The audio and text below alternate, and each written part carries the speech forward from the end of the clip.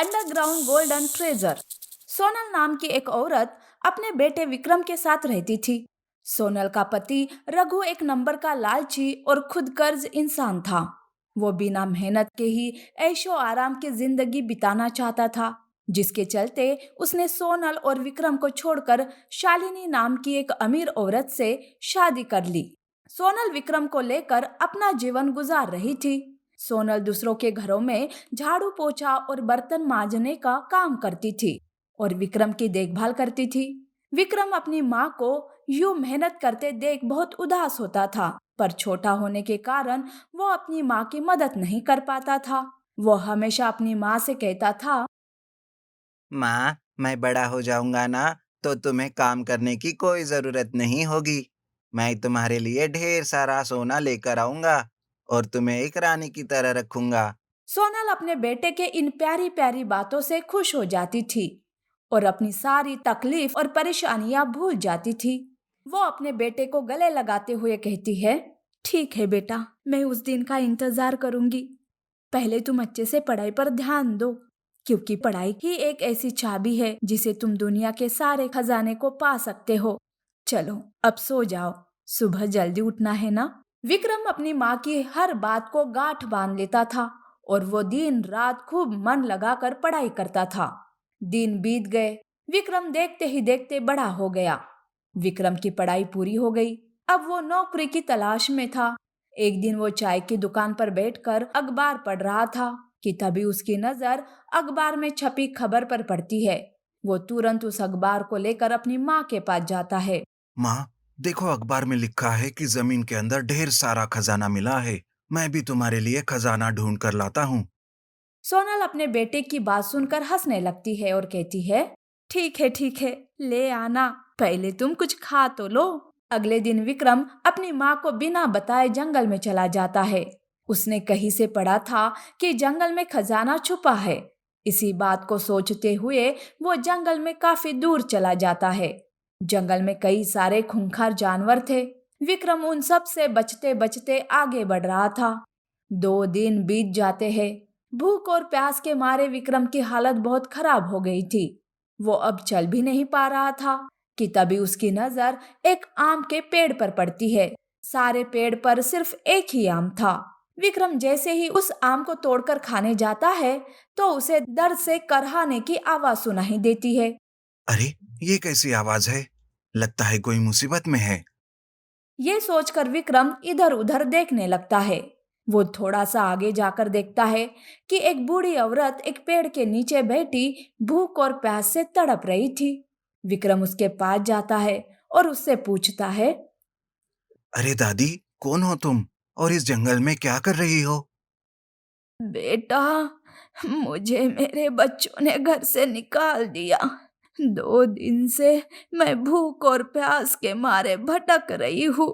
अब मुझ में चलने की भी हिम्मत नहीं है। दादी की ये बात सुनकर विक्रम की आंखों में आंसू आ जाते हैं और वो अपना आम दादी को दे देता है।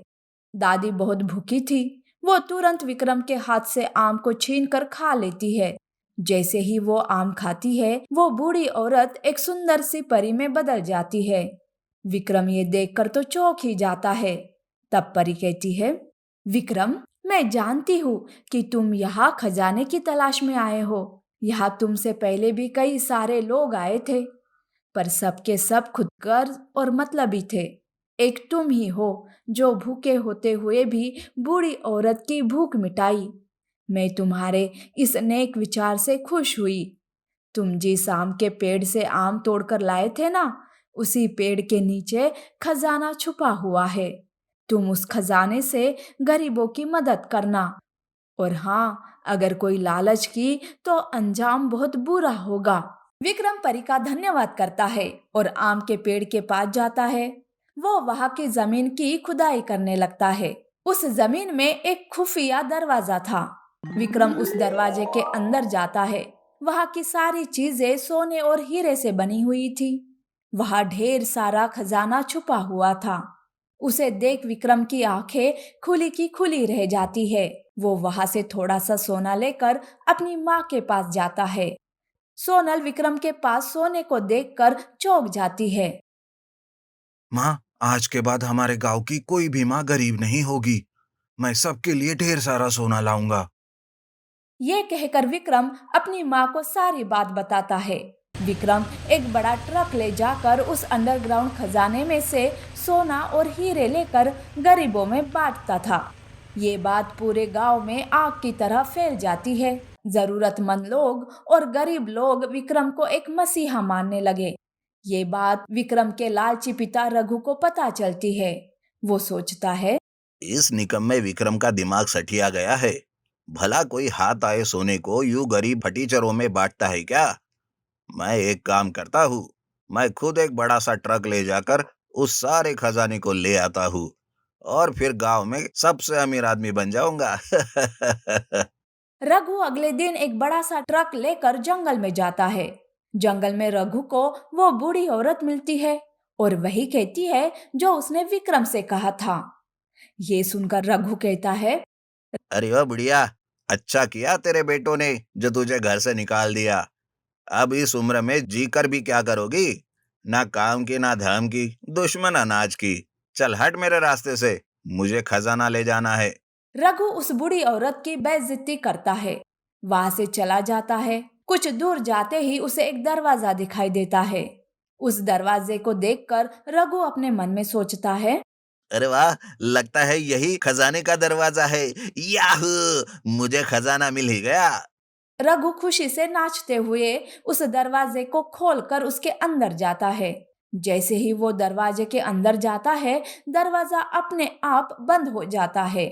उस दरवाजे के अंदर बहुत सारी चींटियां, सांप, बिच्छू थे।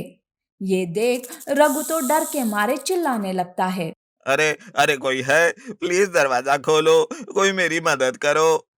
वो सारे सांप और बिच्छू रघु को डस लेते हैं और रघु वही मर जाता है। दूसरी ओर विक्रम जमीन से खजाने को निकालते हुए गरीबों की मदद करता है और अपनी माँ के साथ खुशी खुशी जीवन गुजारता है।